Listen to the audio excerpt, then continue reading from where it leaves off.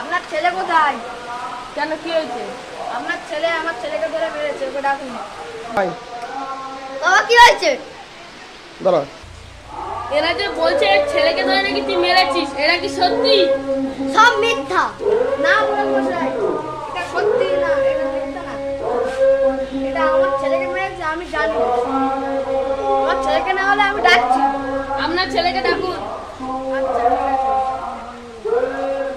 বাবু, কি মহানের ছেলে আমাকে মেরেছে। দেখেছেন মোড়ল মশাই, আমি যদি মিথ্যা কথা বলতাম তাহলে আমার ছেলে কাঁদতো না। আপনার ছেলে আমার ছেলেকে সত্যি সত্যি মেরেছে, এর কোনো বিচার চাই। আমি তো দেখলাম আপনার ছেলেকে মেরেছে, এর বিচার আমি করব। ঠিক আছে মোড়ল মশাই, এর বিচার যদি না পাই তাহলে কিন্তু আমার ছাড়া খারাপ কেউ হবে না, মনে রেখে দেবেন।